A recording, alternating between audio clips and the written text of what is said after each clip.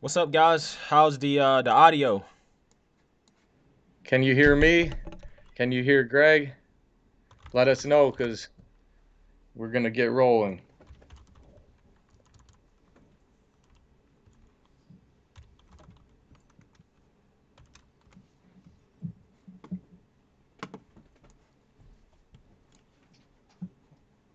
How am I going to put this?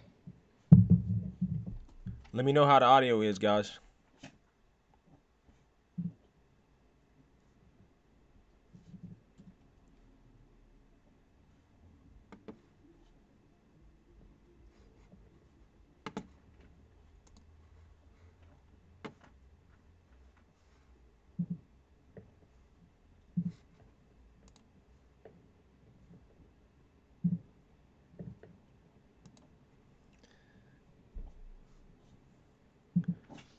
How's the audio?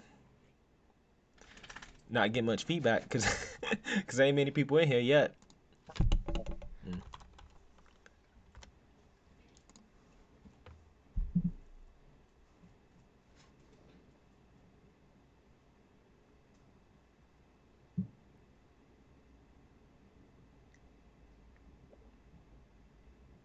Maybe it's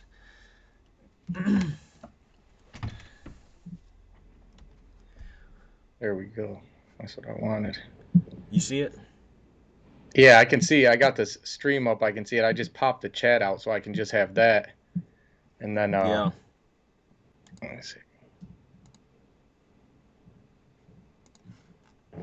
Ice Cube's getting woke. yeah, man. Ice Cube is getting woke, man. He really is.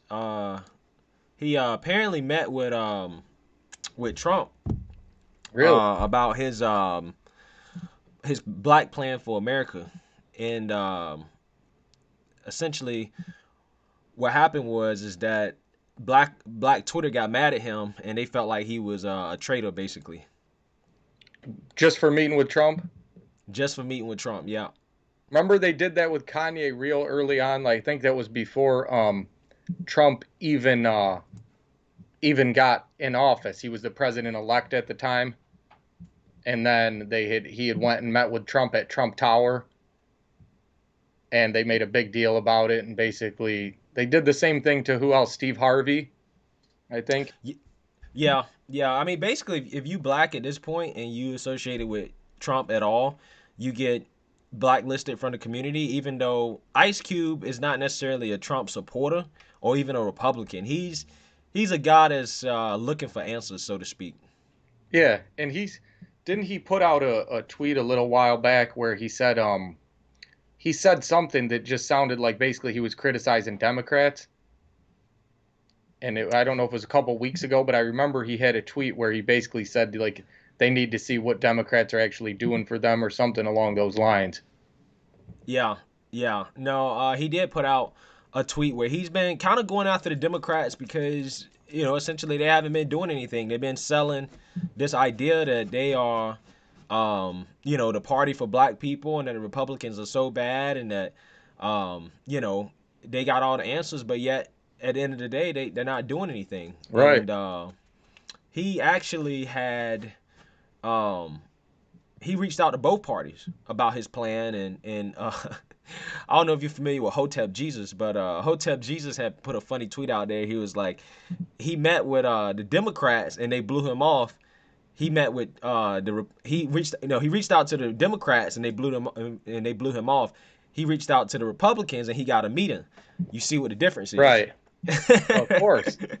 Of course it's got to be that way for them.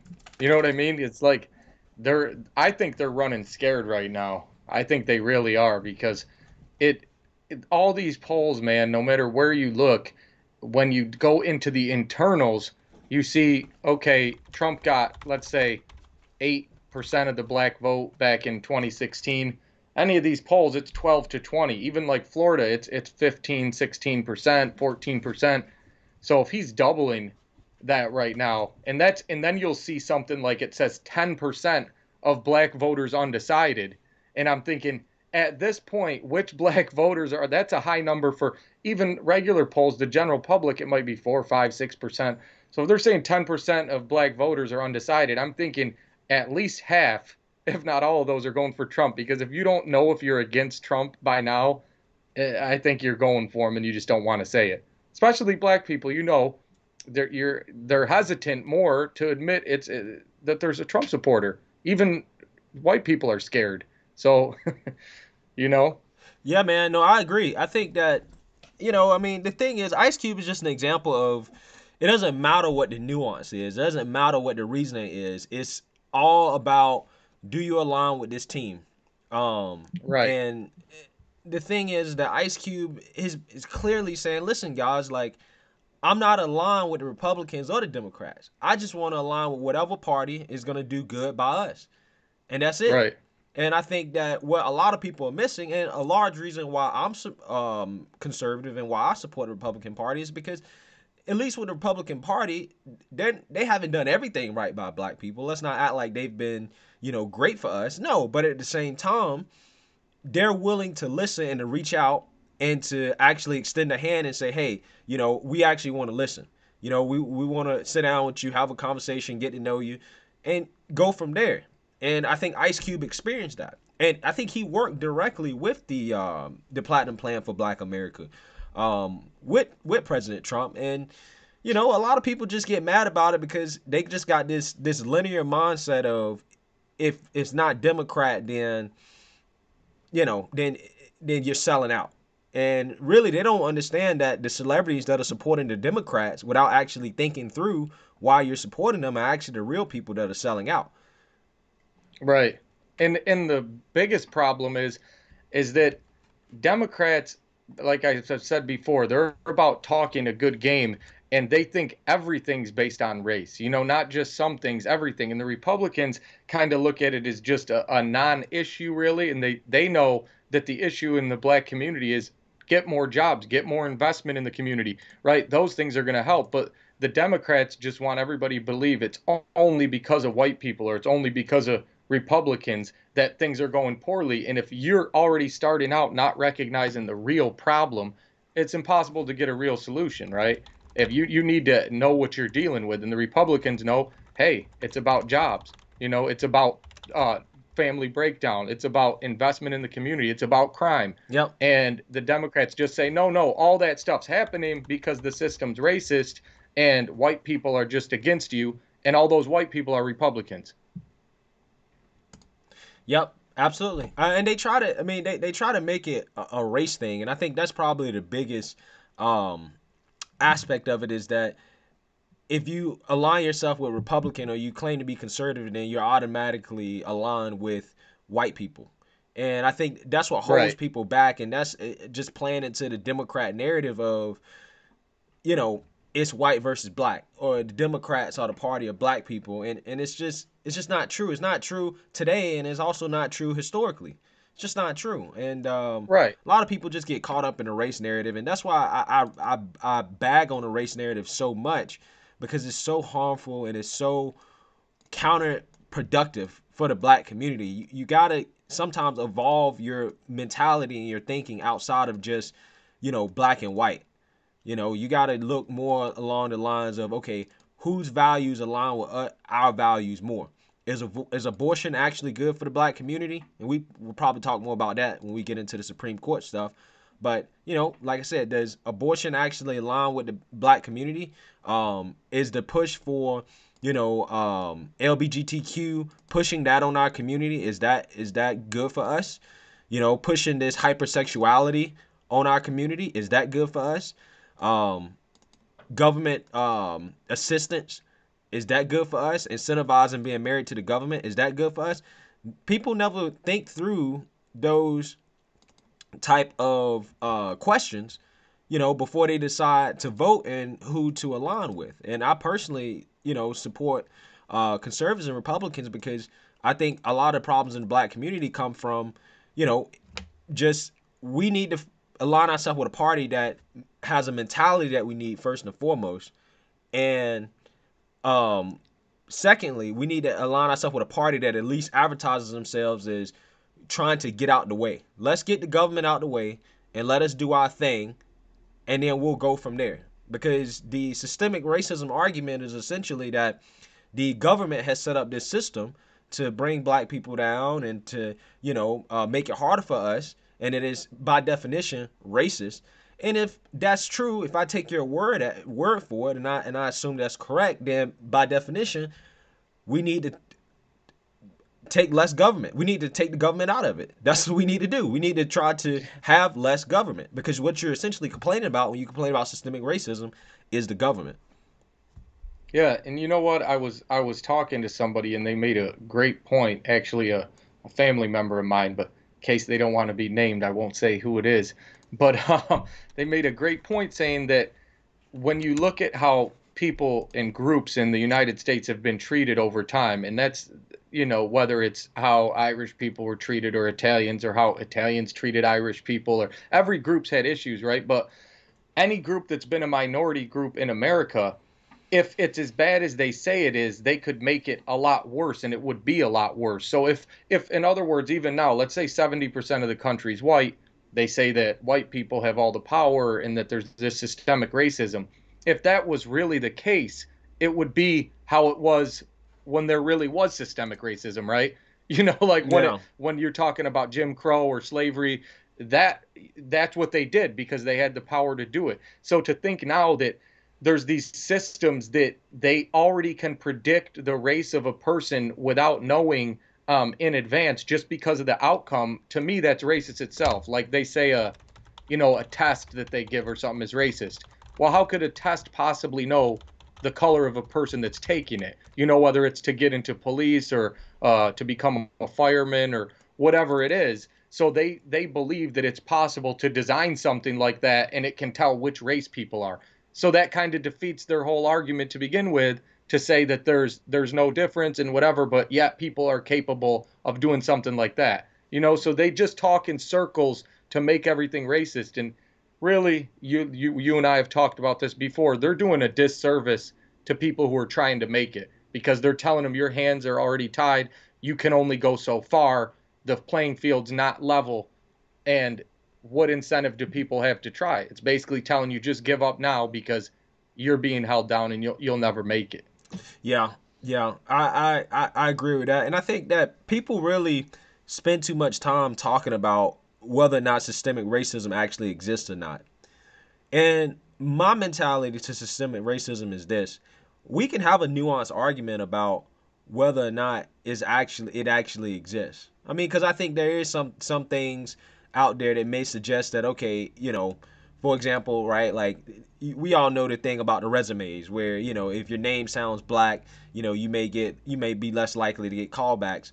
But at the same time, whether or not you agree that is, if that's what's holding us back or not, I still think the solution is the same exact solution, no matter what. The same solution Yeah. is just work hard, build up your skills, invest in yourself, invest in your own communities. That's the solution, right? Build your own systems, build your own businesses that you don't necessarily have to rely on the so-called systemically racist system, and then that way it won't affect you as much if it is real. Because a lot of people want to complain about, well, this guy's not giving me a shot and that guy's not giving me a shot. Okay, well, give yourself a shot, right? Like, Hmm. build your own business, invest in yourself, get your own skills. You can you can go on Google right now and sign up for a coding academy and learn how to gain a skill that can make you $100,000 a year. And you can work remotely, you can work for yourself, you can work for a company. You don't need a college degree. You can learn it on your own time. It's free. It's free. And there's so many things that you can do to overcome this system and to build up yourself. Because ultimately, at the end of the day, I believe when it comes to capitalism, at the end of the day, if there are black people out here who are qualified and can provide value and generate revenue for a company, somebody will find it and somebody will take advantage of it. And that person that takes advantage of it is going to have a leg up on the people that are discriminating, because by definition you are excluding top tier talent if, you know like I said, if they're out there. right? If black people have these skills and we're just as talented as everybody else, somebody will hire us. Somebody will take advantage of it, and we will, make money. That's how capitalism works. So, I just think that with anything and a lot of things in life, the market will um, help it even out over time. It may not be immediate, but it will happen over time. And I'm not sure if you're familiar with this, but Beth in our chat says, did we talk about ACB agreeing with systemic racism yet? You know what's funny, Beth? I did notice your comment. I had shared the post for the live stream, and I had a comment on there, and I think she posted a link to the video from Breitbart. Correct me if I'm wrong, Beth. I think it was you. Um, but she asked about that, and I did watch that clip, and I can see taking it both ways about that. She didn't say flat out. They asked her, um, where that if she believed that there was systemic racism or she believed that there was just different outcomes. They gave her like three options basically.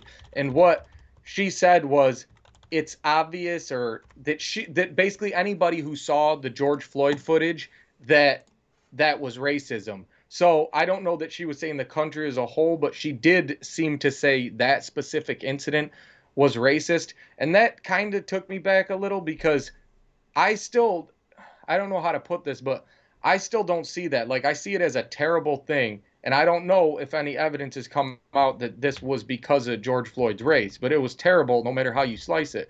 But there's a reason that you can't use that evidence in court. Like, you can, like, anytime I get into this conversation with people about George Floyd or Philando Castile or anything that's happened where the victim in a case has been black, they say that it's because of systemic racism, because of the history of this country, that there was a pattern from slavery to Jim Crow to discrimination along the way. And I think that that's a disingenuous argument now because you can't use that on an individual. So if you want to put all the statistics together and talk about as a collective that look at these statistics and then look at the history of the country, I'm okay with having that discussion, but you can't use that kind of evidence in court for a reason. You can't accuse a guy of killing his wife and then say in court, hey, we know that a lot of men kill their wives more than women kill their husband. What's that got to do with this one guy, right? That evidence can't be used.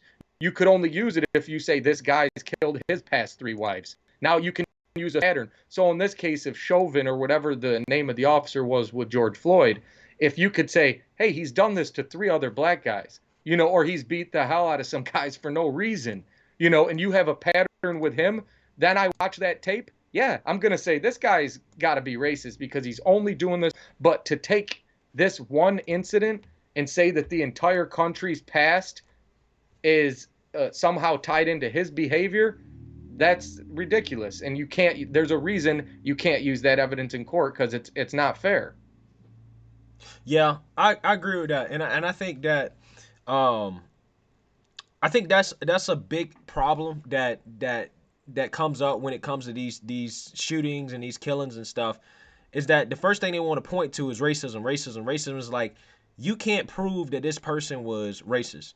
You just can't, right? So when you're trying to look at what actually caused the problem, just because they have is a black and white person doesn't necessarily mean that it's racism. And even if they have a personal beef with each other, doesn't necessarily mean that Right. it was racism, right? And that's what people try to do with this systemically racist argument, is that they try to look at the individuals and say that Kyle Rittenhouse was a white supremacist. You're gonna lose a lot of people when you do that, because Absolutely. if Kyle Rittenhouse was who you said Kyle Rittenhouse is, he's a white supremacist, far right winger, trying to kill black people.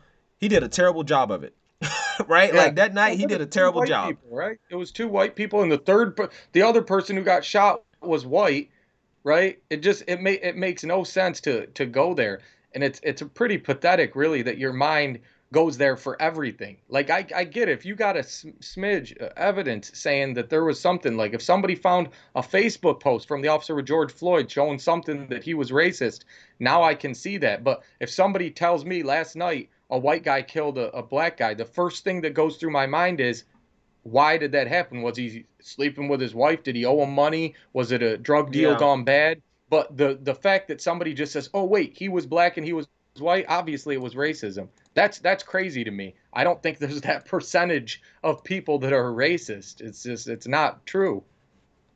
Oh, absolutely. I like I said. I mean, the thing is, like I've said this in my videos.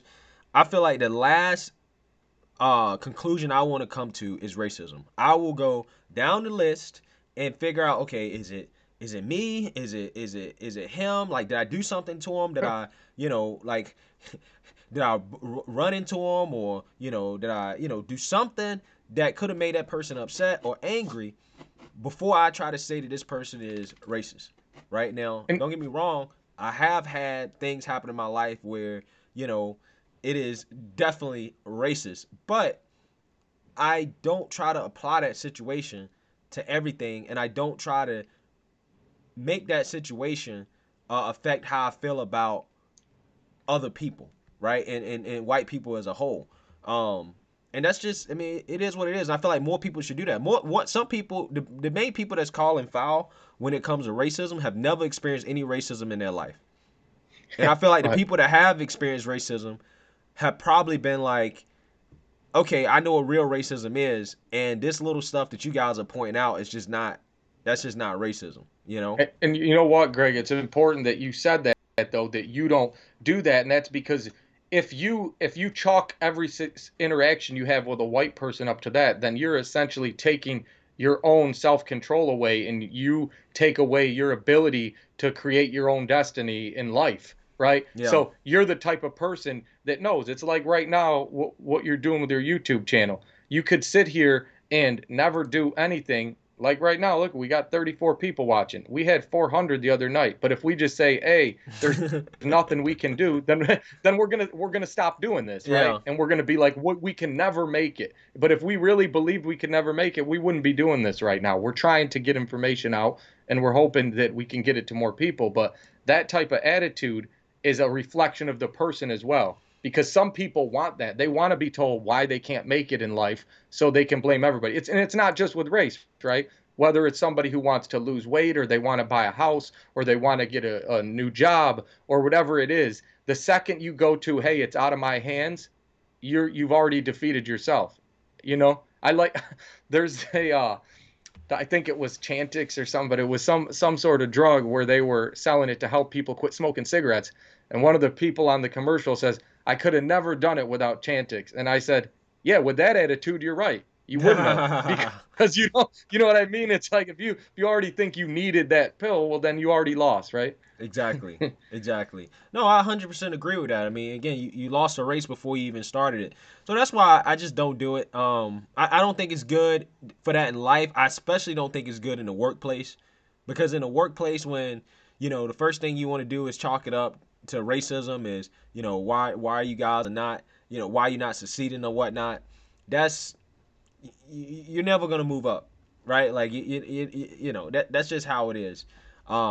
But in reference to your point about the viewership, I mean, we're competing with ABL and some other guys right now. So yeah, I see somebody just said that. So I don't, and there you go. I don't take offense to that. If that's what's really happening right now, what can we do about that other than just keep doing what we're doing? Yeah. But if we sat here and it's because what if I could sit here and say, "Oh, it's because you're having me on and I'm white," right? And they just want to watch ABL or something. Like, but imagine if that's the attitude I took. Where am I going? Yeah. Like, where, you know? Yeah, yeah, we might have to pick a night. We're gonna try to do this on a weekly basis. It was my idea to do it tonight. I didn't want to compete with Tatum, but I also wasn't aware that ABL did his on Wednesday nights. So we might have to pick another night in which Yeah. we have a little less competition. But I had popped up here randomly with Leo, so I'm sitting here thinking, like, back in the day, a week ago, and I'm sitting here thinking like, okay, we had got probably like 150, 100 to 150 people when I just popped up randomly. I didn't post anything. I just went live. Hmm. So I'm thinking like, okay, at the very least, we'll get some people, because I didn't do a great job of advertising this, to be quite honest with you, because I was nervous about the audio again. But like I said, and I thought we would get people no matter what, but obviously, I mean, it seems like some nights are just not, the best nights, especially when you got, ABL doing this thing at the same Yeah. time. But I ain't gonna worry about it. But yeah, I mean, Hey, and we we know ABL is going to be watching this replay later, so hey, no, it's like, but we're not trying to step on your toes if you do watch this, man. We had no idea. And what's Tatum's Thursday nights yeah, and exactly. ABL's Wednesday So we nights, might have to hit like Friday night Tuesday? or Tuesday night, something like that. Yeah, Um, yeah, we need a weeknight because Friday night I feel like is tough. Those, hey, to be honest, the best weeknights are Wednesdays and Thursdays, but you know, or a different time. I don't know. They go pretty long though, don't they? yeah, they do go pretty long. I'm gonna try to keep these to an hour for the most part. If that's cool with you. Um, Yeah, yeah, that's Unless it's fine. I mean, like something big like election or something like that, we can just they'll be interesting if you want to stream for the election. yeah. Well, and I also think the last time we did this, it was post debate. People wanted some analysis from real people, and they didn't. A lot of people were telling us that right in the chat that I don't want to listen to CNN and Fox and MSNBC or whoever you're watching, but they wanted to just hear from normal people if we're normal. But you Yeah. know what I mean? They wanted something outside that mainstream, and it was a good time to be on. Right now, obviously, it's a Wednesday night, and you know, it is what it is. But this will be up here. People can watch it later too, because a lot of people told me that they couldn't catch my live stream and they watched it back. So you know, timing's everything, I guess. Nah, man, you good. I ain't worried about it. You you had mentioned it, so I figured I would let you know. I ain't know if you knew that ABL was doing his at No, this point. But he only, when I checked his, he only had like 1,000 people on. So I was like, okay, he got 700,000 some subs, only 1,000 people. I ain't, you know what I'm saying? right. Like, We got ain't, to divide that by 15. Our goal is like 60 people right now. yeah, yeah, We get this up, we're halfway there, man. So we're doing good, all things considered. exactly, exactly. Um, cool, man. Yeah. Now, all right. I need to one sec. I gotta take my dog outside real quick. I'll Go be ahead. right back. I apologize. You can talk to the fan. You can All talk to the right. audience I'll while look they at the chat. I'll start in the taking some chat. questions out But here. I gotta let her out real quick. Okay. Um, well, thanks guys for saying you'll watch weekly if we pick a night and whatever day you'll be here, Manx and Beth. We appreciate that. Um, I don't know how much of you guys have been watching with the Amy Coney Barrett confirmations, but it's been pretty terrible to watch. I was thinking to myself, when you watch what's her name, Hirono, or you watch Cory Booker, or you watch Kamala Harris talking to Amy Coney Barrett, and you realize that one side of people, the people on the left, think that all those people are the good people and she's the bad guy in this situation. It just blows my mind. They're so snotty, arrogant, rude. I think they asked her if she's ever sexually assaulted somebody, all sorts of crazy stuff where it makes no sense. They're attacking her on her religion, and it's just scary to me that those people are actually pulling 50% of the vote, give or take.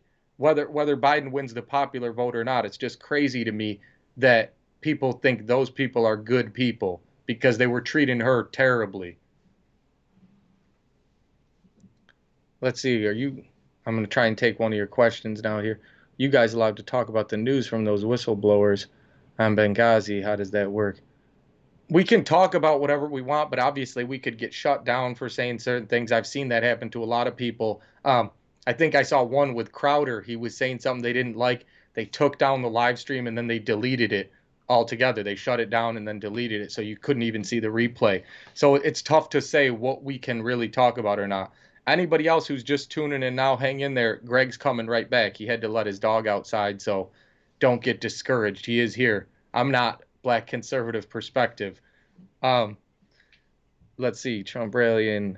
You guys see Ice Cube. That's what we were just talking about when we started. I didn't see it, but it seemed to say he just wants to work with President Trump a little bit, and he didn't really say he supports him or anything like that, but he's already getting some outrage because he seemed to be open to trying to help or see what's going on with his platinum plan, if that's right.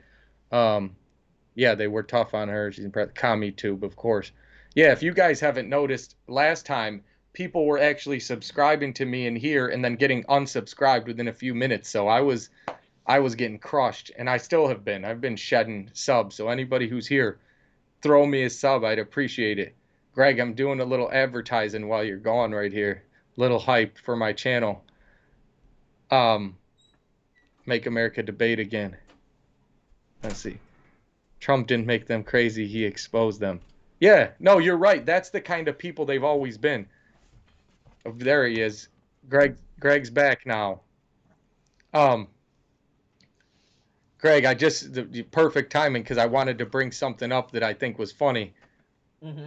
Go ahead. Um, that do you remember that lady in Central Park who she was called the cops on the black guy who was like the bird watcher or whatever it was? Yeah. I saw that they came out with something basically saying I think she had done this to him, but multiple other people before, and I think it was either him or some other black guys. But basically, that was her MO that she was doing this. And when I had originally saw that story, I didn't know anything about it other than this white lady. They were calling her Central Park Karen or whatever they were saying, that she had called the cops on this dude, and I instantly thought to myself, okay, this was like a Hillary voter. This is a liberal Democratic woman, white woman who's feels entitled and she's going to try and use this guy's race against him.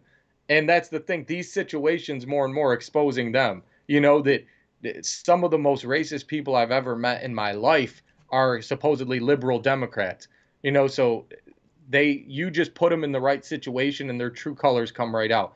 And that's what they're doing now. I love that we keep calling her ACB because of the RBG. That's irritating them so much to think that we have somebody else that's going to be there that we can call that's a woman who's the exact opposite. So that's beautiful. Yeah, yeah, ACB. I actually haven't heard that one. Yeah. So that's a good one. But yeah, man. I mean, I'm not gonna sit here and try to. Have you what's his name? Bill Burr. Oh, oh, oh, the comedian or Yeah, the Bill Barr? comedian. Oh, yeah, yeah. He did a Saturday Night Live thing, and I wanted to do a video about it, but I couldn't really pay attention at the time because I was doing something else. But apparently, he did a great separate segment about white liberal women, according to my friends. And Just recently or yeah, this? yeah, it was recently, and he probably was kind of outlining kind of that same thing that you were talking about. I mean, I'm gonna keep it 100 with you. The worst women I've dealt with in the workplace have been white liberal women. Yeah. like, like Hey, I'm I'm going to keeping. go further than that. I'm going to go further than that and say, not the worst people I've dealt with in the workplace in my life, the worst human beings I've dealt with in my life, and I'll say it till the day I die, to put me on national television, have been white liberal women. I've been, look, I went to law school, and I remember the way I was treated in those classrooms for just having a different opinion. I've had women come after me, say all sorts. One girl said I need to watch myself walking through the parking lot to my car. It was a white liberal woman. I'm thinking, what are you going to do to me that I need to fear that because I think differently than you? Oh You my know, that's god, that's insanity. And obviously I was laughing when she's telling me this, but she was dead serious. This wasn't, a joke to her. No, I oh mean, yeah, it's unbelievable. And thankfully I can laugh in those situations, but imagine somebody saying that to you. It's just, how are you supposed to react? dude, I yes, that's what happens. I remember telling a super liberal white woman, and if you see this woman, you know she looked like one of them super liberals on the far left. Them, and I was telling her how I didn't agree with abortion. I didn't think it was good for the black community. I don't think it's good. I just don't agree with it. And bruh, her face turned so red. She could not stand it. She could not stand it. And I'm sitting here like, okay, but I can see it in an emergency situation, right? Like if a rape or something like that, right? But in general, I just don't think it's a good thing, and I just don't think. I think it's morally wrong, and she just couldn't stand it. She was like, "Oh, you don't care about all the black women that can't afford kids, and blah blah blah blah." And I'm like, yeah, I do think about that, and I do care about that, but they need to make better decisions. We have birth control out there all day. You got condoms, you got birth control, you got Plan B. I mean, you know, abortion shouldn't be Plan A. You know what I'm Right, saying, right? right.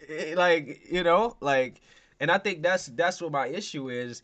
But I definitely see where you're coming from when it comes to liberal white women, Yeah, and and they just get the most upset. It's crazy. But I ain't gonna lie, liberal black women too, yeah, they get upset too, and they want to get violent sometimes. You know what I'm saying? and So you know what's the sad part? I was having this conversation earlier with somebody is that I feel like people who are really into it, extremely liberal, like on the left, the majority of them have had some sort of issue, whether it's with their upbringing, whether it's parents left or an abandonment issue, but something. But people on the left, there's something where they're easier to victimize or fool or kind of take advantage of. The same way whether a girl's on the streets or what she's doing there, usually she grew up without a dad, she was struggling for money, you know what I mean, so they take advantage of people. And it's sad to me because when I sit here and listen to them, the last thing I think of is these people have my best interest in mind, right?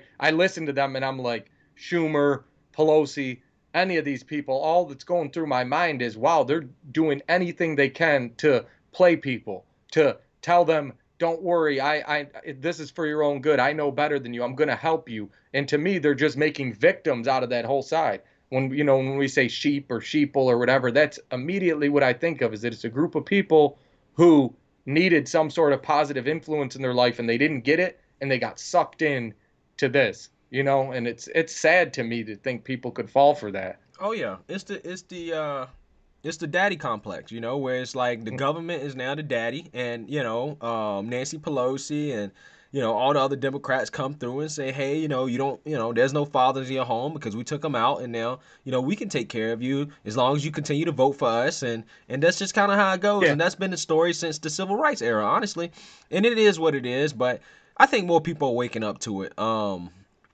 But let's go ahead and talk a little bit more specifically about ACB, since that's what we titled the video Right. as, and those Right. hearings. So one thing I want to talk to you about that I thought was interesting, because you probably know more about this than me. So one thing that was hitting her hard on was her philosophy, being an originalist, and how she interprets the Constitution. They tried to frame it as racist, saying that Yep. if the founders interpreted the Constitution 3/5, black people would be 3/5 of a person, essentially, and trying to frame, again, this woman has two black children. Okay, however, they tried to frame her originalist philosophy as racist. I want your take on it. Yeah, and that's again a very disingenuous argument because things have changed since then, obviously, as far as but the intention in almost everything in the Constitution has nothing to do with race, Hmm. right? So how it's written, it has nothing to do with race. So, and put it this way, if you're an originalist, you believe that the text means exactly what it says, its original meaning. So unless there was something, so obviously if you see something that specifically mentions race and it's wrong, then of course that's systemic racism, right? Hmm. So, but what they're trying to say is just because the people back then held different views, that it's embodied in this document. And the whole point is it's not if it doesn't say it, right? That's what the whole point means. So whether it's an old case or that you're looking at, or whether it's the Constitution itself, when you're reading an opinion, like I said, from an old case, when anytime you see words, they mean what they said, right? So they're trying to dive into it to make it like the whole country and the whole Constitution is somehow racist because the people who wrote it and the time it was written, there was a lot of systemic racism, and that's obviously not the case. And to see that, what do they call it? A weird flex. That's what I was thinking of. I was like, wait, so you're saying that because she's an originalist and the Constitution at the time it was written there was a lot of systemic racism. So now anything you see in there, if you try to interpret it that way, you're a racist. And that's just BS, for lack of a better term. That's not, you know, it's really how often is race mentioned in the Constitution, Zero. right? Yeah, like so to say that there's so that means they didn't care about it, and the Constitution had nothing to do with race, Yeah. or they would have told you flat out. They're pretty clear. Yeah. it's not hard to figure out Yeah. what the Constitution says.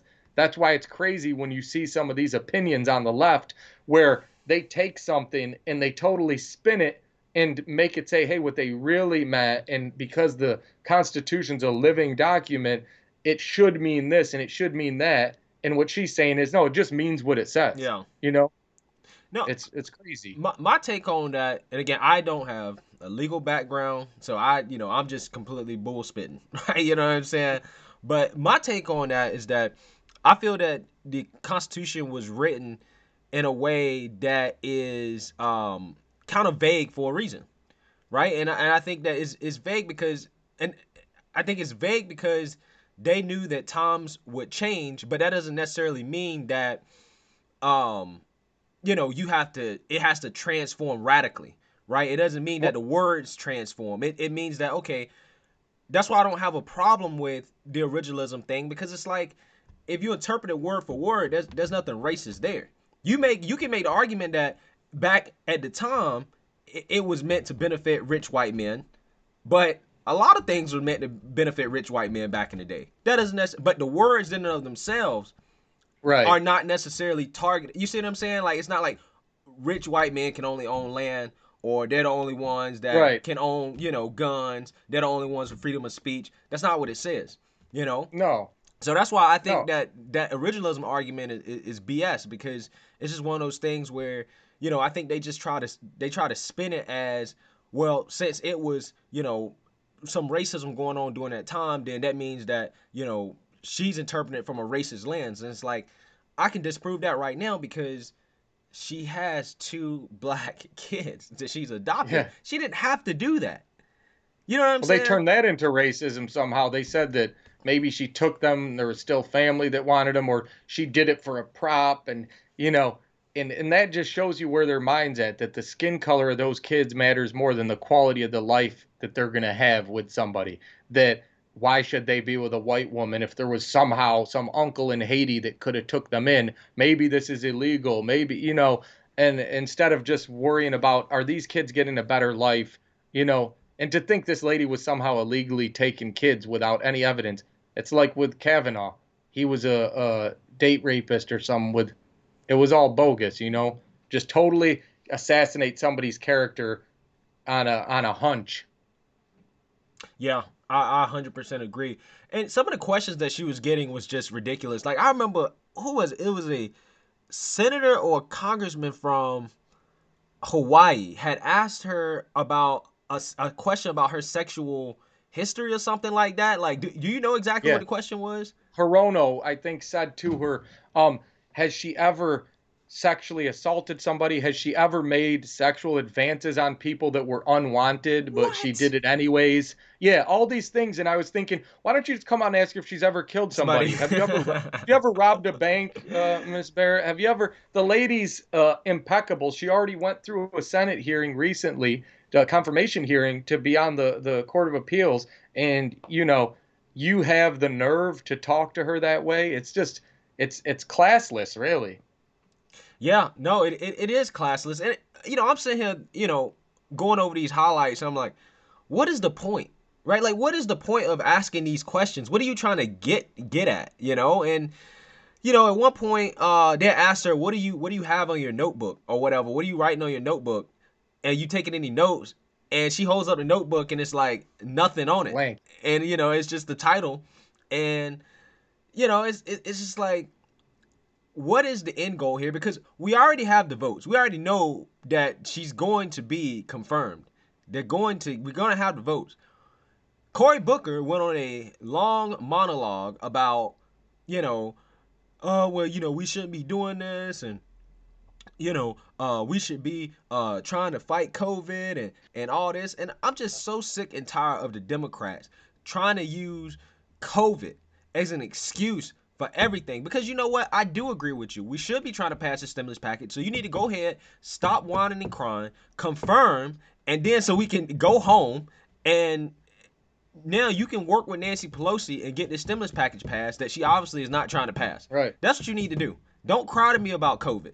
Don't cry to me about stimulus. Don't cry to me about all this stuff when you have control of that. You're stopping this because you're wasting our time with something that you guys know you're going to lose. And I think Amy Klobuchar said something about we didn't ask for this to happen in the middle of the election and blah blah blah blah blah. And it's like, well, Ruth Ginsburg, she had the option to retire during the Obama administration. She knew she was on her last legs. She knew that she could cave at any point, and she decided to wait it out. So you did kind of ask for it in a sense because she rolled the dice, and ultimately at the end of the day, unfortunately she didn't win. Right. And that's why we're in the middle of this. That's why this is happening in the middle of the election. Right. That's how they always are. They take a gamble with everything. I mean, back in 2016, again, just like they're doing now, they thought they could make it about race. And towards the end of the election, all you heard about basically from August on was about this alt-right. And they started bringing up these groups and they started doing all this stuff about Trump. And they started bringing out Jay-Z and Beyonce and Big Sean and whoever else they could get to. Yeah. And they wanted this to be a racial election. And that was their gamble. They didn't go to Michigan. They didn't go to Wisconsin. They didn't go to these states because they thought they had it in the bag because those people were going to buy into, hey, no matter how good this guy is, he's racist, so you can't vote for him. And it didn't work. So then what did they do? They tried to destroy his presidency. And the nerve on them now that they still say, will he accept the results? They still haven't. They destroyed this guy's presidency, and he's still probably one of the best presidents we've had in a lifetime, right? Easily. Yeah. And that's with them doing this. But they always do it. They're running Biden right now. They never learn, right? It's like Hillary was the worst candidate until Biden. Like, you look at her compared to Biden, and you think, oh, my God, she was way smarter, you know? She was not as easily pushed around. She was a phony, don't get me wrong. You know, she changed positions when she needed to, but Biden's an empty suit. He's flip-flopped on everything. And at least she told you where she stood on stuff. I never heard Hillary once say, hey, I don't want to make that an issue. I don't want to, turn this into something. I don't want to get distracted. She told you exactly how she felt. But somehow they picked somebody even worse than Hillary, which I thought was impossible. It's a shame that you got to use that language. Like, they pick somebody worse than Hillary because it just shows that we don't have a democracy. You know, No. Like, in the Democrats, I thought the end of the Democrat Party should have been after they screwed over Bernie the second time. That was insanity. Yeah, it's like once you screw over, don't get me wrong, I'm not a Bernie Sanders fan by any stretch of imagination.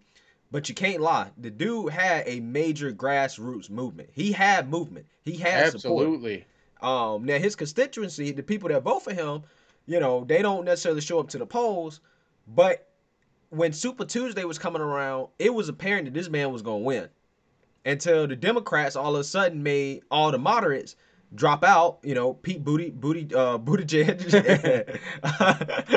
Amy Klobuchar, and the other folks that was moderates, and then with Elizabeth Warren staying in the race, Pocahontas, she aligns the most with Bernie, so you got her splitting votes with Bernie, and then you got just Biden taking all the moderate votes. I mean, and all the other people. That shows you the fix was in because it only basically took one or two people anywhere to change the outcome of this election, right? So if Warren would have dropped out, Bernie was good. Bernie was projected to win 10 or 11 states before Super Tuesday.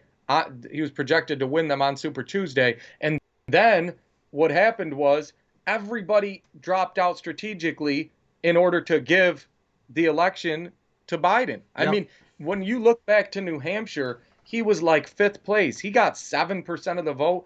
And that's what blows my mind is that 93% of Democrats wanted anybody but Biden.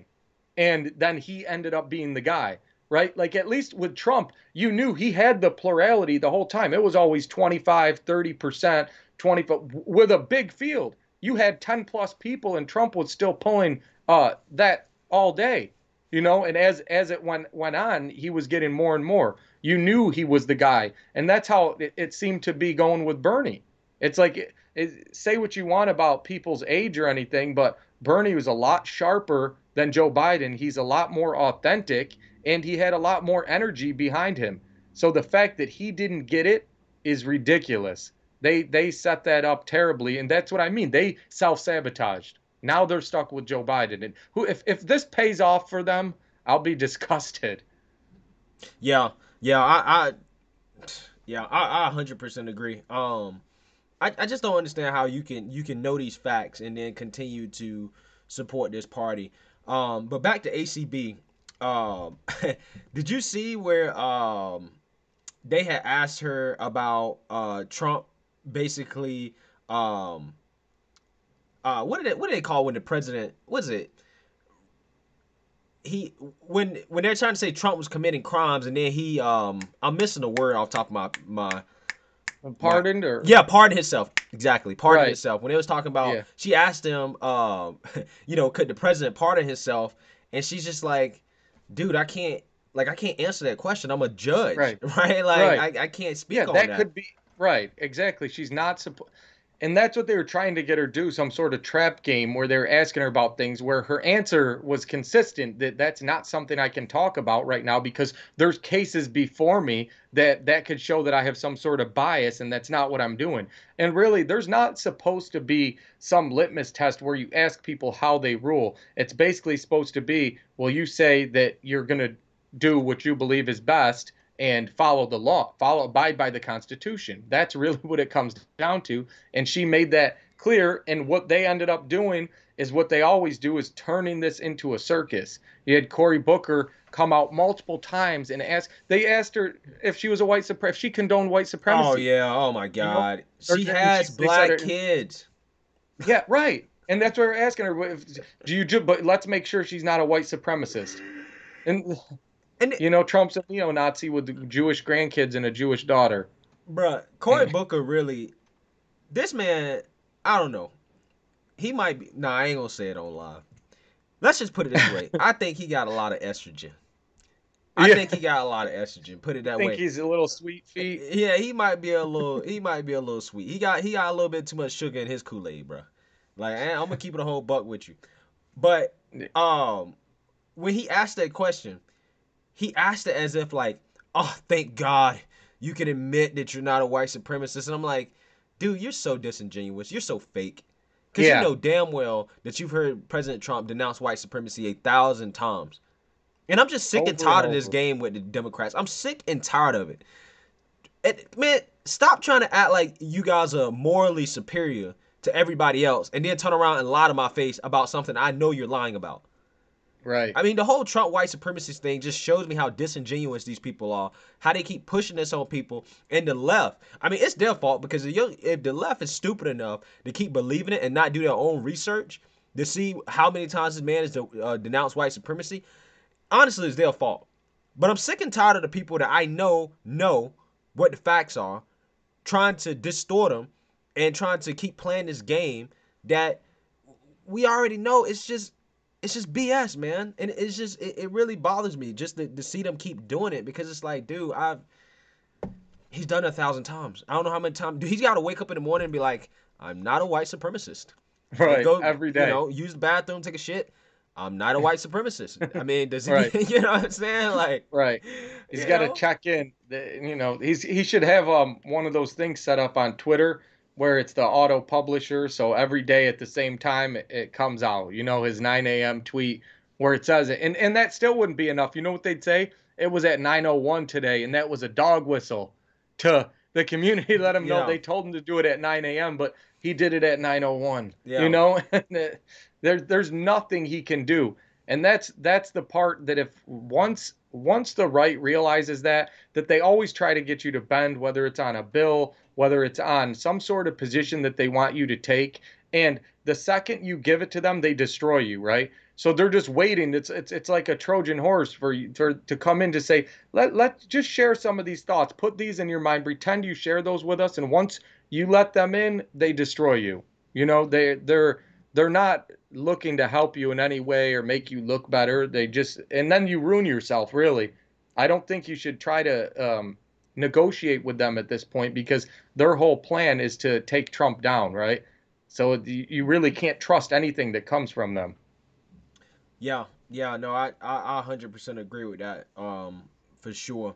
I also saw a question where I thought this question was pretty funny. And this was complete sarcasm. I forgot who asked it, but he basically asked about Hunter Biden's little email thing. Have you seen that for the New York Post today? Yeah, and I haven't seen all the details, but I know that they're saying he smoked crack in a bathtub and or all this stuff, and they someone turned in a laptop, but I don't even have the full story what's true or not. Yeah, so what happened was the New York Post, and this is a funny story actually, had obtained emails of Hunter Biden going back and forth with a Ukrainian guy at his company that he was working for, and essentially the emails was basically stating how Joe Biden, how they were using Hunter Biden essentially to try to get to Joe Biden, and basically saying, hey, can your dad, do us some favors, like can you, like specifically emails like, how can we use your influence, right? Like, how can we Hmm. use his influence to try to help us? And if you'll remember, um, the guy in Ukraine who was trying to prosecute the company that Hunter Biden was working for, Joe Biden had demanded that he be fired, and Joe Biden had Right. bragged about it. I remember that. Yeah. Yeah, so there's emails that tie that together is essentially what happened. And the way they obtained the emails is that Hunter Biden, who really, in my opinion, after reading this story, is just so incompetent, left his laptop at a repair shop in Delaware, same place they from, Biden is from, and he just never picked it up. So in order to identify who the laptop belonged to, the shop owner basically went through the hard drive and found out that it was Hunter Biden's. And on this laptop, there was emails, and then there was pictures of him smoking crack. There was a picture of him.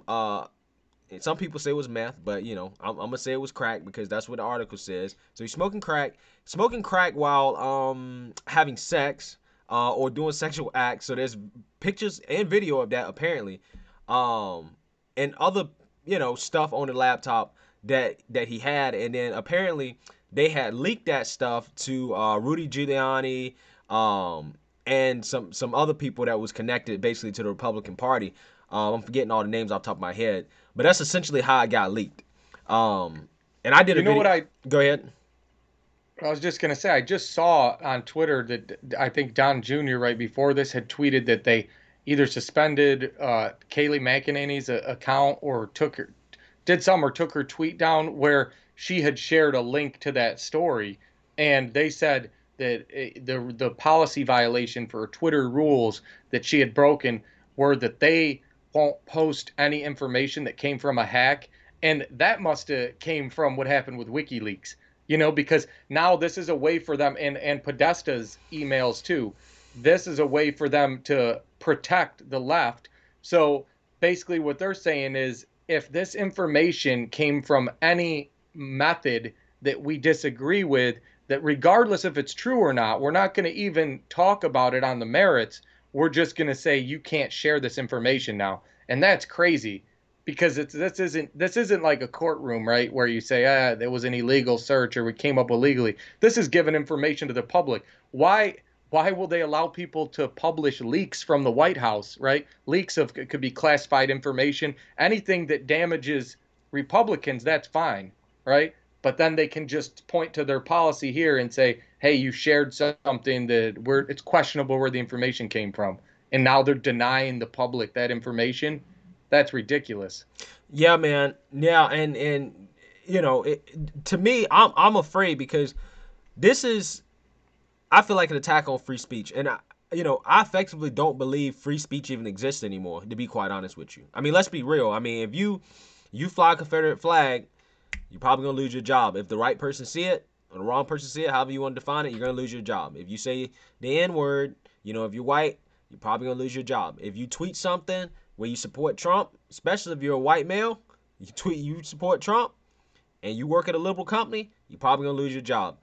You know, the left has effectively limited free speech along with the tech companies helping them do it.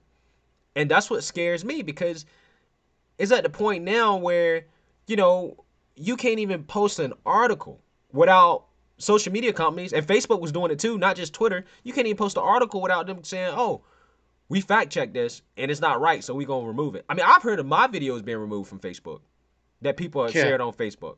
What about you?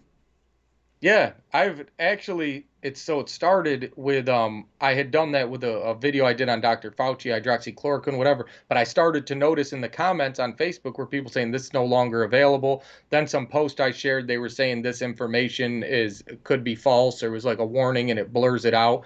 Um, and I told you with my YouTube channel, what was crazy is there were times for literally about an hour, my channel's been gone. And that's happened to me 4 times. So, I mean, just for even questioning their narrative, they can do that. And that's why I think we really need to have some sort of law done. And I think we had talked about this before, but this is a case where I believe in some sort of government intervention, right? Like this is no different with Teddy Roosevelt with trust busting or whatever, breaking up monopolies.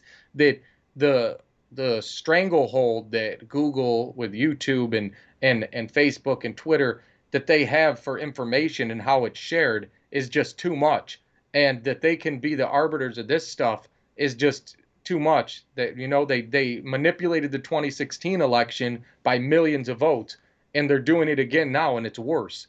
So once they're having this big of an impact, I think there is a government interest in this, and they are doing something that's affecting us. They want to talk about Russia, but the real interference is from big tech. Tech, yeah, yeah, 100%. This is 100% election interference, in my opinion. Um, the thing is, I've said this, and I know probably legally, maybe you can speak on this more than I can, but I think that Twitter, Facebook, all these social media sites, in my opinion, are just public forums. That's just the way I feel. I feel like for practical purposes, they're public forums. I mean, you have the president tweeting and communicating officially with people across the world on Twitter, and Twitter can fact check the president and take down the president's tweet. That is too far. I don't care if it's true or Absolutely. not. That's something for the people to decide. That's a part of freedom. Absolutely. Freedom is like a lot of things in life is a double-edged sword. And I'm willing to sacrifice that, you know what? Even if the president puts out misinformation, let it but go. Let the people decide whether or not it's true. It's not up for big tech to decide and try to educate people on what's true and what's not.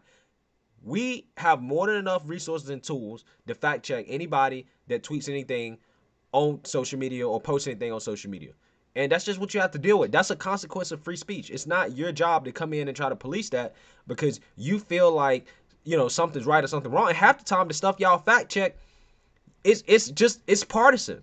It's not even like Oh, bipartisan. It's absolutely. 100% biased and it's partisan because you know that's the thing about facts. I mean, facts to me it seems like at this point facts are no longer about just straight numbers and data. It's about your spin on it. Your spin on the numbers and the data, right? Like they'll try to make the facts seem like COVID is the worst thing in the world and that Trump's doing a terrible job. But when you actually look at the facts, the raw numbers, well, the highest deaths per capita are coming in the Northeast. New Jersey has the highest death per capita. Their states are doing the worst. So by definition, what you guys are telling me, uh, New York and New Jersey, Cuomo should be ousted. Cory Booker he should be ousted. His state is doing the Right. worst. you know, Right. And I think Al Gore, he made that movie, An Inconvenient Truth. I think that's what everything is for the Democrats. They're inconvenient truths, right? Like you said, the worst country in the world, if New York or New Jersey were countries instead of states, would be those places, right? So the same thing with the economy now. The downturn is worse in all the blue states. The same thing with the rioting. It's all in the Democratic cities. exactly. So everything that's going the worst. And what's really crazy to me, and Trump's been talking about it a lot, is that 56% of people right now say their life is better off now than they were 4 years ago. And was it was it Biden that responded to that? Yeah, Yeah, I saying think you probably shouldn't it vote had for to me be then. Biden. Right, and he said that he thinks that they're misinformed or that they were wrong, basically. And it's like, wait, you're telling these people that they're saying my life's better now than it was then. And it's like, oh, you might need to look into that. Like, it might really not be. Like, he's still, like, you're going to tell somebody how their life is. But that's the type of arrogance they have, and they're so condescending, to tell you, hey, are you sure your life's better now? Like he knows. Yeah, I mean, well, if it wasn't for this scandemic, I mean, the numbers on paper would say that yeah, we your life is better. I mean, the economy's doing great, the The market was inconvenient doing truth. great. Like, come on now. I mean, it's people. But it's not a surprise. I mean, that's what I mean, that's their job essentially, right? Like when you're trying to win an election, you're gonna try to frame things in a way to make everything seem like it's the worst thing in the world. But I just wish that we get to a point in politics where if things are good, just be like, you know what, President Trump's actually doing a good job. Like vote for me. I'm contributing to it. Even though I'm a Democrat, President Trump's doing a good job. I'm not gonna sit here and try to frame this man as doing a bad job because if the American people are doing well, that's what I truly care about. And I wish we could get Yeah. to a point in politics where politicians would do that, where they just be like, listen, he's doing It's, good. Like I'm a ride with him isn't while we doing good. isn't it sad that how I can't even stop laughing from hearing that because we know how ridiculous that is, and it's sad, but that's impossible, right? It's like that's what it should be, but it's not. And that's kind of how everything is. It's that the Democrats think like that about everything, right? Like they always think this thing sounds good in theory, so then they pretend that's the way the world is, right? At least we live in the reality where we know that's not the case, but CNN and any of the Democrats, really anybody on the left, pretends that if Trump was doing a good job, they would tell you and they'd admit it. Like that they are fair, it's just that he's not, right? Then so they're saying, "Oh yeah, if things were better, I would tell you." But they tell you really those numbers aren't true, and you need to do more research, or really your life's not better than it is back then. You just need to look at it. You're not understanding us, you know, and that's just pathetic to me that they can think that people are dumb enough. But again, if they win, they get 50% of the vote or even come close. Honestly, the fact that they're even close, if they lose the popular vote or lose the election by 2 or 3 points, what does that say about our country that they accept this behavior, that half the country accepts them lying like this and attacking somebody for years? It's crazy. Yeah, man. Yeah, I mean, it is crazy. It's just it's nuts to think about kind of where we're at politically. And that's why I try like on my channel, I try to for at least to a certain extent try to not get too too into kind of, hating Democrats, right? Like I feel like I talk a lot about them, and I feel like I'm definitely very negative because I feel like a lot of things they're doing is just messed up. Like Pelosi holding up the stimulus, and then turn around blaming it on Trump, and it's like, woman, like anybody with clear eyes that's been keeping up with this situation knows you're holding this up. But at the same time, I never want to get to the point where I would wish any harm or death for anybody on the other side. I never would want to do that. Even though I do think that there's a decent probability that we're gonna be headed towards some type of small civil conflict. That's probably Oh, more than what's going on this summer, maybe a notch or two above after this election. I really oh hope that it does not happen, but I think I'm gonna be wrong. God, I hope you're wrong, but it feels like it. The only thing that's scary to me is that I feel like there's part of the country, a very small part, but they're the people that'll probably decide the election, where they almost feel compelled to vote for Biden because they want to avoid that they know that the left cannot handle another 4 years of Trump without totally destroying the country. And look, I went to Trump's inauguration and I had never been to DC before that other than layovers on flights. Never Wow. been. And I had thought, you know what? Maybe I'm going to go see a museum or something. Maybe I'm going to take a walk around, see the White House. And I had to leave immediately because people were breaking things, they were starting fires, and they started to riot. And that was when they had months to prepare to know this guy's president elect, this is what's coming. And then they lashed out like that. And we see what they've done for the last almost 4 years now. I cannot imagine if he gets reelected. And I think there's a small percentage of the country, but it's enough to tip the election where they just feel like we better just give them their way because we're scared, you know? And that's what's scary to me, that these people, they're just terrified for their business, for the streets, for their own safety, and they feel like I better just let them win because I'm not prepared for what these people will do. Yeah, yeah. No, that's an interesting observation. Um, I think that regardless of who wins, I think we're gonna be headed towards something. I think that I mean you can feel free to disagree. No, I'm just saying I feel scared. I'm not saying I disagree with you. I think that Yeah, I'm scared that you're right because the other way I can see it happening is that they look like, all right, look at what AOC was saying about Biden during the debate. She was tweeting that he was just saying that he didn't oppose fracking and she's putting out fracking's bad, right? So he's such a puppet that they're going to find fault in everything he does because they're so extremely left. Because who knows? I mean, who knows if Biden right now is embracing a lot of this stuff, but then once he gets in, he might say, look, I'm not really going to do that. And this is crazy. And he actually is against some of this extreme left. And maybe he is a little more moderate. They're going to try the same techniques, right? And they're going to do the same things. And if something like George Floyd happens again or anything else, they're still going to go nuts. They're not going to say, well, Biden's president, we're going to let it go, right? So this behavior's been accepted. And guess what? It's gotten them their way. It's gotten them their way a lot. It's actually happened in my hometown where they're talking about police accountability boards and all this stuff. And I'm thinking this is such a small community. We had two complaints, two legitimate complaints in the last year, and they want a board, to police the police. But it's working. yeah. I think that's actually a very interesting observation.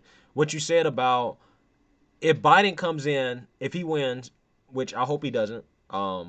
Hoping that Trump wins, regardless of how the civil conflict unfolds. I'll rather have him in the White House than Biden. But if Biden wins and the left doesn't get their way, let's say that police brutality continues, in terms of these killings, of black people and people getting upset, and um, he doesn't enact universal health care and universal free college, because they already, I mean, the far left, they don't really like Biden like that. They're just doing it because they hate Trump. So that's actually is a good question. Like, would they lash out as a way to try to get their way, because that's what they've been doing all throughout the Trump presidency, and that the Democrats has basically said it's okay, and that's what low key I do think if Biden wins, they're going to definitely stop a lot of these riots and protests. They're gonna call the National Guard all of a sudden. It's gonna be okay. Oh yeah. Oh yeah. They'll do worse than what Trump did. They like nothing more than the presidency and the government as a whole to gain more power as long as they're in there, right? The same thing now. They're complaining about the Senate. If they get the Senate, they're going to pack the court. They're going to go nuclear on everything. So it's always they're complaining because they don't have the power. But once they get it, and what you said about the far left doesn't like Biden, right? That the left Democrats don't like Biden. None of the Democrats do, right? He was getting 5%. And even Obama wasn't really behind Biden. He didn't want to endorse him. He didn't want him to run. While he was working with him, he knew he was a liability, right? So that nobody really likes him. 1 in 20 Democrats was saying, I hope Joe Biden wins this thing. He's Yeah, not the guy they wanted. yeah. Yeah. We know he's not the guy they wanted, because they screwed over Bernie. The far left wanted Bernie. Oh, yeah. So it is what it is. But yeah, Biden's a weak candidate. It'll be interesting to see what happens if he wins. I hope he doesn't, but if he does win, it'll be interesting to see what happens. But I think it'll also be interesting as well to see the response of President Trump. Is he going to force these governors' hands when it comes to these riots and protests? Because we know for sure if President Trump is reelected, there will be riots and protests, and I think they're gonna go for weeks. They're gonna go for weeks, and at that point, my question is Trump gonna pull the Trump card? Is he gonna be like, listen, step aside? We bring in the National Guard. I'm done with this. 100%. 100%, man. And that's remember when Obama was it was probably 2011, 2012, right before he got reelected, when he was talking with that Russian minister, whatever it was, the ambassador, whoever he was, and he said, let Vladimir know I'll have more flexibility after the election. And that's true, right? Because he knew once he got reelected, he didn't have to worry about how things look politically. Can you imagine? Just imagine for 1 second what President Trump will do once he knows he doesn't need to appeal to anybody anymore other than himself, right? because this is Trump under control, doing things that he thinks, I still need to keep the middle a little bit. I still got to make sure that I Yeah. I have a broad enough appeal. But once I want that more than anything. When they say let Trump be Trump, we haven't even seen his true colors yet. He's more real than any president we've ever had, Yeah. but he's a little subdued right now, and he's holding back because he knows it could cost him the election. So if he gets in there, he will clean up these cities instantly. You think he's going to wait for the mayor of Portland to say, "Oh, please, can you come in?"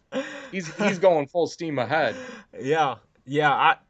I think that'd be an interesting observation as well to see what he does. Is he gonna go full speed ahead? Um, yeah, but the Republican Party might try to rein him in and say, "Hey, man, we still got to win elections moving forward."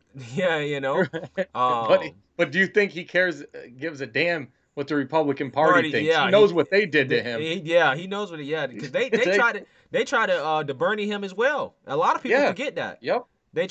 tried to screw him over. Um, one other thing I want to ask about, um, because you reminded me of it with ACB. They asked her about whether or not there would be a peaceful transition of power. Um, and I mean, she gave the answer that she could give. She was like, I hope there's a peaceful transition of power, but it's not something I can really speak on, and that's one of those other things that I think the Democrats are playing up is, the peaceful transition of power that, if Trump loses, he's gonna start some type of war.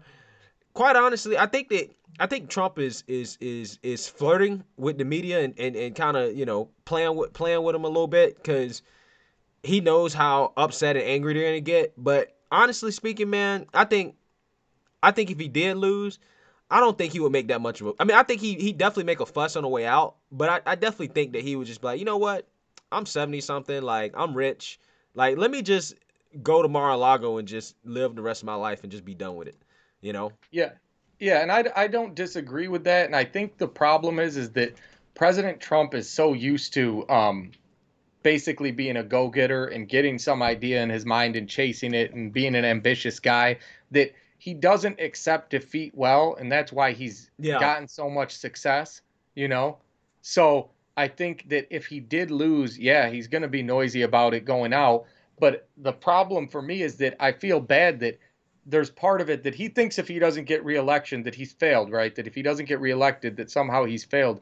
And to me, what he's already accomplished, the fact that this guy is in the same breath with Lincoln or Washington or any US president, he's the most well-known person in the world. The guy's controlling the world right now, the leader of the free world. He at 70 said, "You know what? I think I'm going to run the world." Everyone thought of him as a joke. A year yeah, before, they're putting him in the entertainment section of the paper, and this guy came out and did it his way. He came out fire and guns blazing, saying, "Oh, I'm gonna do a ban on this. I'm gonna do this. I'm gonna do that." All these controversial issues, but it's what he believed, and he pulled it off. So if he did lose, my hat's off to the guy because what he accomplished as a person is incredible. What he did as a president for this country is going to live forever in history. So I think that there's no need for him to hold his head down, and he should be proud of what he's accomplished. And his whole family should be proud of the guy because it's incredible. And up against it the whole time. Never got a break. yeah. No, yeah, I pretty much agree with most of that. Um, like I said, I mean, there is something to be said as for being a 70-year-old billionaire, basically deciding that you want to take on a job of running for president and then not even get paid for it. Right. So I mean, it is what it is. But I think it will be a peaceful transition. I think the only thing that won't be peaceful is the reaction. I think the reaction from the people. I don't think it'll necessarily be him trying to. Actually, I don't know. I mean, it depends on how it go because I don't know if you've seen the what they call the red mirage, that theory that on election No. night the Republicans are going to win on election night, and then once the mail-in ballots come in, then it's going to come out a week later, and Joe Oh, Biden is yeah, going to be yeah. the winner. Yeah, and to speak on that, which is really interesting, is there was actually an opinion piece in the New York Times. I think it was published today. I read it today. Um, that said in the actual numbers, and I talked about this actually in my last video about Florida, about voter registration, but it's going on in all these states, right? So Pennsylvania, North Carolina. The only state that it's not, and it's super close, is Arizona. Arizona, but the voter registration for Republicans is way up, and these polls are all based on Democrats getting 2-1, basically, like 60-30, whatever, of the early vote and the mail-in vote. And what they're seeing right now in actuality is like 55%, 56%. So it's like 10 points less the advantage that they're actually getting in the numbers. Mm-hmm. But all these polls are based on a certain turnout, and it's already not happening. The requests for absentee ballots are down. Everything's down lower than where they thought it would be. So everyone knows there is an advantage, and that it could start coming in later, a week after the election. But the numbers that they're anticipating already aren't coming out right now. So I'm really curious to see what the actual turnout is, because they're just not meeting the targets that they had. Yeah, I just don't. The Democrats are playing it up like, oh man, mail-in vote, Corona. I just don't see the American people falling for it, because I think even the Democrats who hate Trump so much, they're not gonna risk their vote not being counted by doing a mail-in ballot. They're gonna go to the polls, and I think a lot of people just determined just to go to the polls this year. To be quite honest with you, um, Yeah, and they're Trump voters, and yeah. they're gonna show up. Well, I know. They're Well, I know the I think I mean, the Republicans are going to show up to the polls no matter what. They ain't voting by mail. But I think even the people that they want to vote by mail aren't going to vote by mail. That's what I'm saying. Yeah, and even and I think though that it's weird, because I almost feel like if there really was a real uptick in coronavirus cases or anything in the next week or two, where people are starting to shut down, the Democrats are the ones that aren't going to vote, right? So if they didn't Yeah. request those ballots in time, they're not coming to the polls. They're more fearful in general. And all the polls and just everyday life reflects that people are more conservative, are less fearful of this virus. And they're before the virus, they're just more motivated. Back in 2016, there was a in a poll, they were asking people, what would it take for you not to vote? And there were literally questions like, if there was a nuclear war, if there was a hurricane, if there was some sort of airborne disease, I think was one of the questions. And consistently, Republicans still said they'd vote. It had to get to literally that we were under attack, like by a foreign army, that were in the streets, something like that, to where they said I might consider staying home. So let's see who really turns out, because the Democrats are scared of their own shadow. Oh yeah, absolutely. I 100% agree with that. Um, it'll be interesting to see who actually turns out. I think that a lot of I think most people are gonna go to the polls and they're gonna vote. And I think there's gonna be some waiting lines this year. I think that a lot of people are gonna experience, and it'll be interesting. Don't get in any fights at the polls, man. Yeah, yeah, no, please, nobody.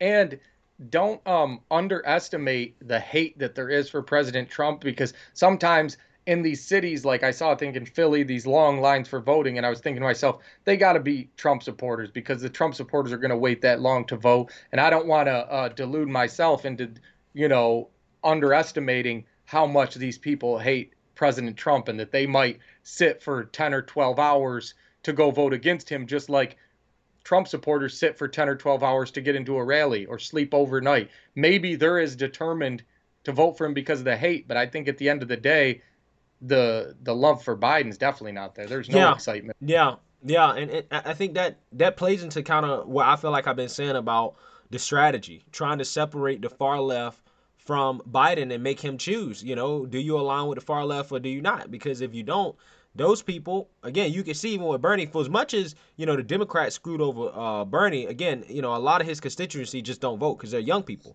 And if you can get those people just to not vote for Biden and to forget about Trump long enough to be like, you know what, I'm just gonna sit out this year. Maybe I'll vote for Kanye. You know what I'm saying? Right? Like, if you can get them to do that, then that's an advantage. Oh Um, yeah. you know, so I definitely think that um the far left is gonna be interesting. It's gonna see because you always got to remember that every 4 years there are more young voters that are coming in to vote, right? And you got to account for that. You got to you know keep in mind most of those young voters are very progressive. You know, whether you like it or not. That's just it is what it is. But they don't have a great track record of voting. So I mean, we'll see how it go.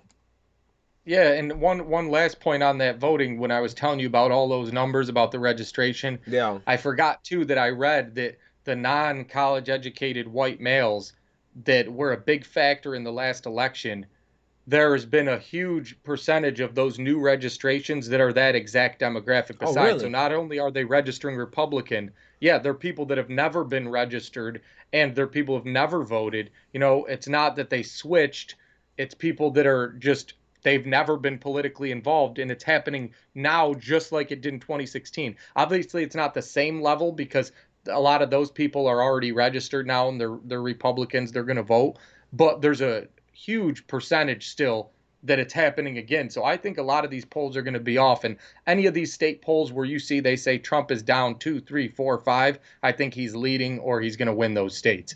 So Yeah. that's why when I see those battleground things where they say, oh, he's down 3 in the battleground average, to me, he's tied or winning all those states They because tried they're to definitely undercounting. they tried to put they tried to put Texas as a swing state.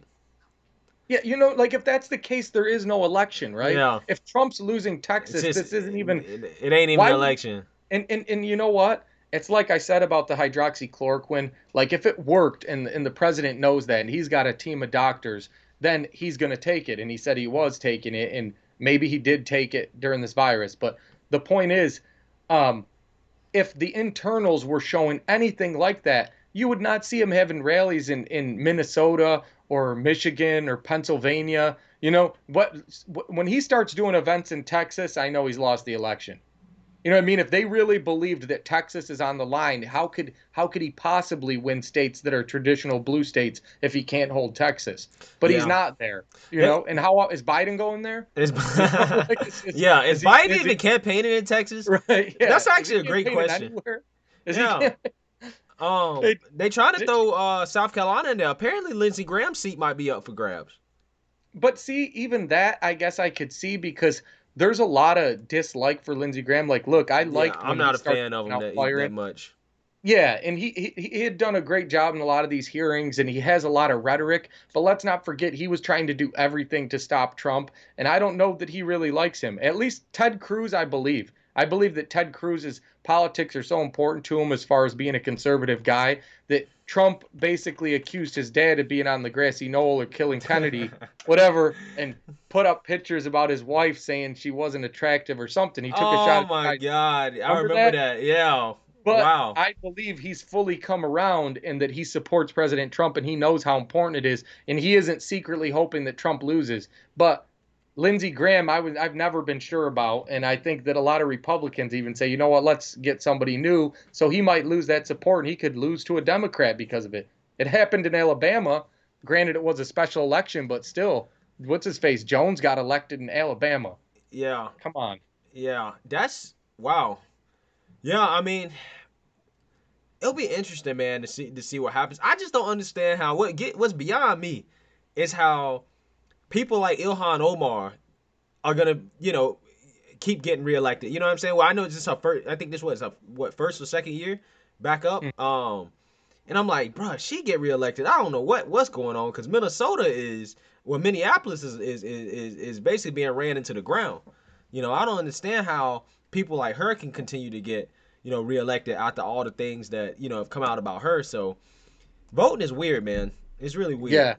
You don't know what happens in people's mind in that booth, but I'll just circle back to if 56% of the country says that their life's better off today than it was 4 years ago, how does President Trump lose? They showed under Obama in 2012, it was like 46% said that. He still got reelected. Bush in 2004, again, it was like 47, mid 40s. This is the highest one they've recorded since they've been asking. So everybody knows. So at the end of the day, once they're in that booth, I think if you think your life's better under Trump than it was under Obama, what more do you need to know? That's actually Who, how do you, that's interesting. I know you brought that up a couple times, but I just really started to think on it and be like, that's actually interesting because with COVID going on and all the media, basically telling people how everything sucks, like everything's shut down, and kind of what's going on, it is very interesting to see people say that their lives are better right now, Right. even with Right. everything that's happened, people losing jobs, all that. I think that is a very interesting point.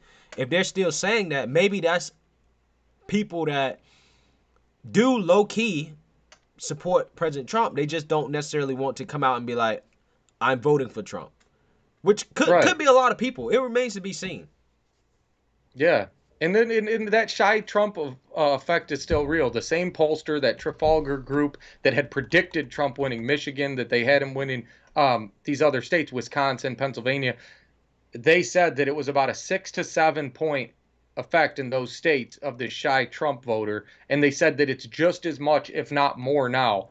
And then I think I told you the number before where it's 77% of Trump supporters say they don't like to admit they support him. So that's just a huge number. So that's why when you see a poll right now, when it tells you 10% undecided, but it says Biden's up 5 and it's, whatever, 47 to 42 or something like that, you have to think, no, really, there could be another 8 or 9 points because there's not that many undecided people right now, especially after having Trump for 4 years. A lot of people were not sure how he would govern and what he was really like in the lead up to the last election and the primaries. But now you have all your answers, you know? Yeah, yeah, I agree with that. We'll see, man. The polls, it'll be interesting. It'll for certain, it will be a case study, right? For certain, this election versus how the polls went.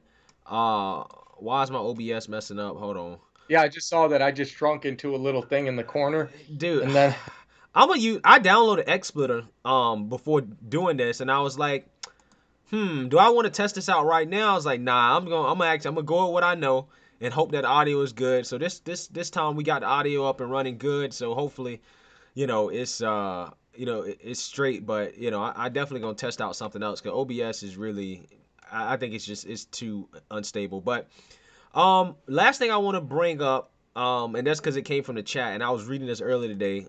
We had an hour and 30, so I think we can, if you want, we can no, go ahead yeah, and I'm good, man. I'm good whenever you are. Just, we almost peaked out with our viewers here. I don't know what it was, but 77, um, 78. they started to realize we was talking about real shit.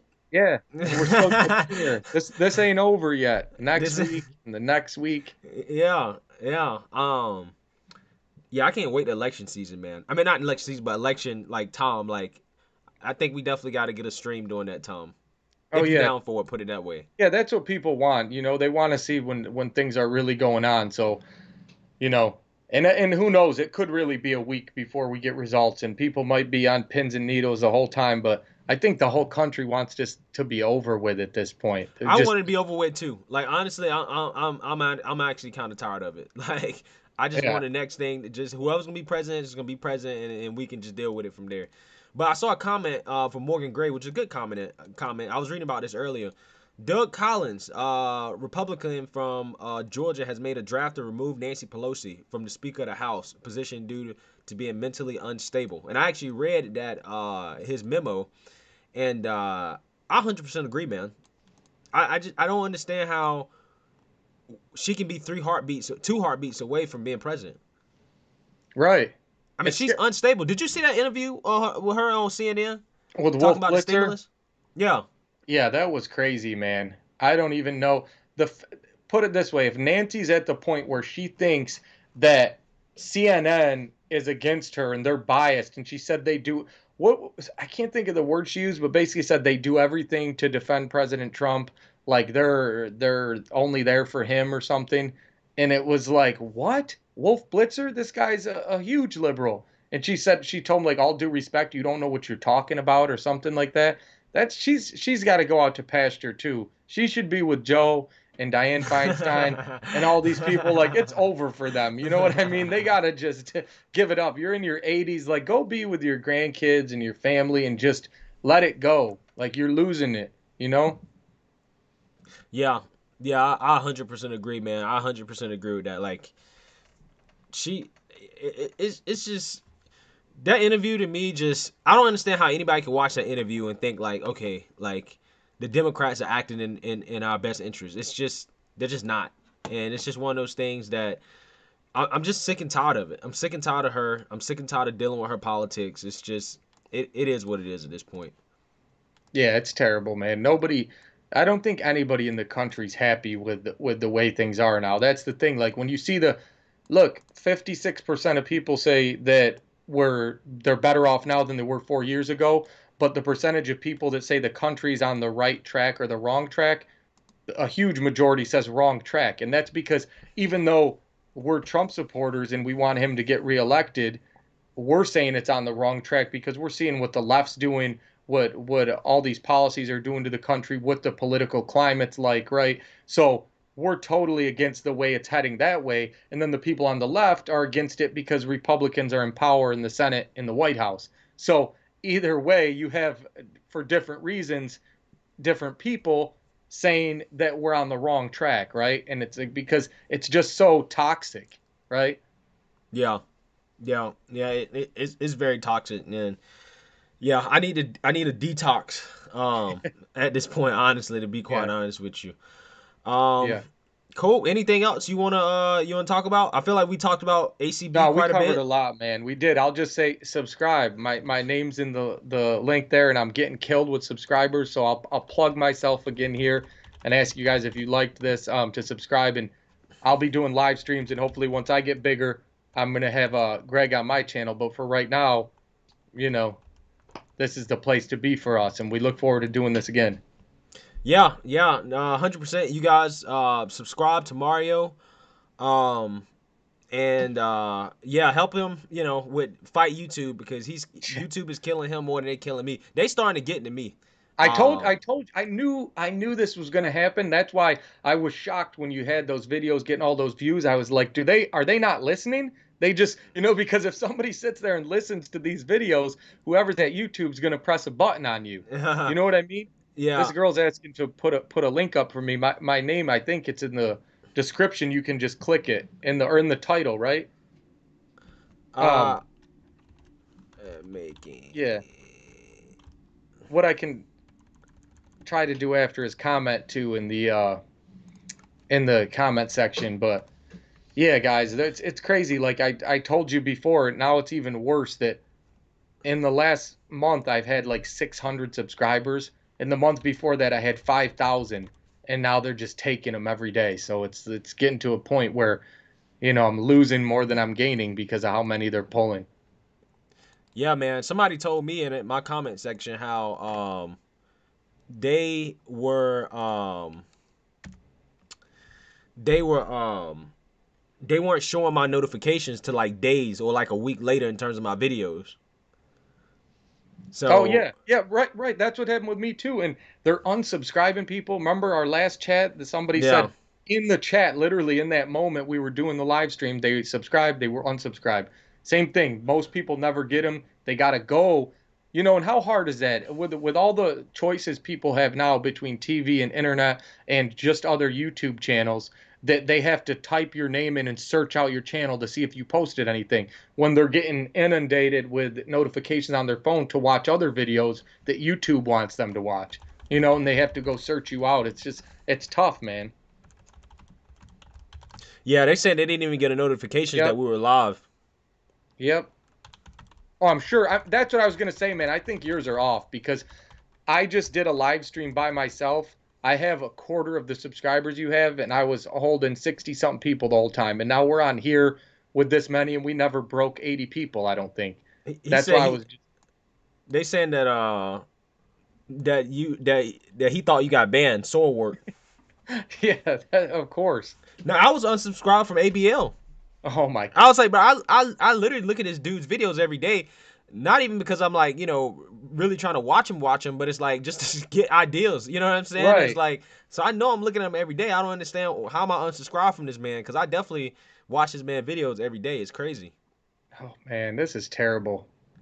That's terrible. And that's what I think people thought too. Like I just stopped or something happened. I just gave up and said, and what really happened is they don't get notifications. They don't, some people can't even search my channel and find it. They can't Yeah, turn notifications on. They can't subscribe. It's like, I think why I'm really getting killed is the SEO. I think that's why I'm getting killed. To be quite honest with you. Just like the algorithm. Yeah, the algorithm. I think I'm getting killed in the SEO. Because my other videos when I had less subscribers, I remember when my channel first started blowing up, and I post a video and it would get, um, 10,000, 20,000, 30, 40, 60,000 views, and I only had like 5,000 subs, and that it just means that what was happening was is that it was good, it was ranking for SEO, right? Search Mm-hmm. engine optimization, and I'm thinking like, okay, the more subs that I get, those people that click on the video, they watch it immediately. That's gonna boost it up the algorithm. Right. And because that's how I honestly blew up in the first place, is that I had made a video after the first game of the NFL season, and I made a video about them kneeling for the flag, kneeling during the anthem, and I literally was about to go to sleep, and I was like, you know what? Something just told me, it was like, make this video, just make it and go to sleep. And I made it. I think it was like 1:30, and I went to bed. Got up in the next morning, it was at 8,000 views. So I Wow. blew up, and I only had maybe 500 subscribers at this point. So I basically blew up off of SEO, and I had So no subs. how did you do that though? Like just from what you put in the search terms, or what is it? I guess I don't know enough about it, but like what was the details of what you had to do? So do a makeup video. I don't wear Yeah, then makeup. then we'll be the kings. That's you, Mario. You Yeah, you a makeup guy. yeah. I got you. But search engine optimization is basically how they rank you for certain keywords, right? So when you make a video and you make a title, what happens is that, for example, the title of this live stream, right? Amy Coney Barrett, that will be indexed for certain search terms. So it might be indexed for Amy Coney Barrett, or SCOTUS, or Senate hearings. It'll be indexed for certain search terms, and then certain search terms have a certain amount of volume in which people search those search terms. So the higher you rank for a term, the more likely you are to get a view. Also, that's dependent on your thumbnail and your description, all the other stuff as well too. But that's kind of how SEO works. So what happened was that I had made a video in which people just happened to be searching for this topic, right? Because it was right after the game, and people was like, "Oh, I found your video because I was searching for reactions to the NFL, the first game, in terms of them kneeling for the anthem." So I just got lucky because I just made a video that the algorithm, it just wasn't a lot of people making a video at the time, and it was a lot of people searching it, and that's how my channel blew up. But how did you know that they were searching it though? I Or you did it. just it was I just did it. It luck. was just a gut feeling. I was just like, let me Oh, make this okay. video. Let me make this reaction video to them. Not because I was like, let me watch this game. I'm gonna see if they kneel. Kind of see what's going on. And they started kneeling. They was doing all this stuff, and I was like, oh, this is BS. I'm gonna make a video about it. And something told me to stay up. It was late. Something told me to stay up. I was like, let me stay up and make the video. I made the video. Went to bed. Got up the next morning. My phone is like going off, and people like hit me up. My friends are like, yo, your videos are like 8,000 views, which really is nothing. I mean, really, to be quite honest with you. But at that time, it was a lot. And then it just kept going up to 10,000, 20,000, 30,000, 40,000, 50,000, 60,000. Because at that point, it had already had a lot of people watch the video. And then what happens Right. is that once it gets in that algorithm and it starts to rise up the search ranks, throughout that whole day, people were searching for anthem related Right. reactions. And that's how it just got big. Um, so I'll tell anybody, what happened to my channel was 100% luck. you know, Well, but then I mean it kept happening, and now like I said, I had that one video very early on, like the first month of my channel on I didn't even I had a couple hundred subscribers maybe. And I did that video on Dr. Fauci and hydroxychloroquine, basically, showing that I thought Fauci was shilling for this drug company. And that video for me took off. I got like 35,000 views, and yeah, then it just bottomed out. It was just flatlined, and it just didn't make sense, the way it was climbing. And I feel like because I talked about hydroxychloroquine or Fauci, whatever it was, that I feel like they have the opposite thing too, right? So like you're saying the anthem and things helped you. I feel like they flagged that and just said, okay, this video is done, and we're not going to show it to a soul, and it was done. You know, that yeah, they shut me down, and they're doing it now. Like look at like you said, what you're dealing with. But come on, my last couple videos, they're the worst ones. Even though my content's better, the quality gets better. And they're going down. It makes no sense. Yeah, I think you just. I mean, honestly, at the end of the day, I mean, my take on it, I'm not really caught up on the views that much. My take on it is that I just want to keep making content. Like, I'm just gonna keep making content. The people that watch it, and the people that don't, it's fine. Like, if I continue to grow over time, the best way to beat the algorithm is just to keep putting out content and just to grow. Because once you get to the Hmm. point where you got, 200, 300, 400, up to a million subscribers, you can put out a video and get automatically 30, 45, 50,000 views. So I mean, it is what it is. I mean, the key is just to make good content, to care about your audience and to just, do quality work and be consistent. And no matter what, I feel like I can beat the YouTube algorithm. I'm not gonna let it get down on me and play victim, right? There you go. What we was That's like talking we about said, though, earlier. right? We're not gonna quit, but Yeah, we're not gonna quit and play victim just because the algorithm is against us. No, I'm gonna fight the algorithm. I'm gonna keep putting out my content. I'm gonna keep, doing right by my audience and let the chips fall where they may. I started my YouTube channel doing that. I'm gonna keep doing it. I don't care about the views. that's it. That's it, man. Just keep doing the same thing because if you're doing the right thing, eventually it's got to pay off. And even if it's outside of here, right? People can go here and share these videos on Facebook, Twitter, Reddit. You know, Yeah, and I've had videos like that where most of my views were just external. YouTube never recommended them. They don't show up in the search, but people share them. So. yeah, But man. yeah, we got to do this again and just keep going, and maybe people will get the notification next time.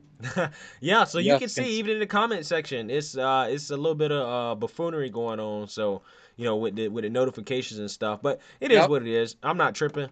I enjoyed our conversation. too, We'll man. talk about it in terms of a night to do it and be consistent, and then go from there. But I think the first thing I want to do is get the technology and the hardware and the software down first to make sure. I don't know if you guys noticed, Mario is screen is very clear.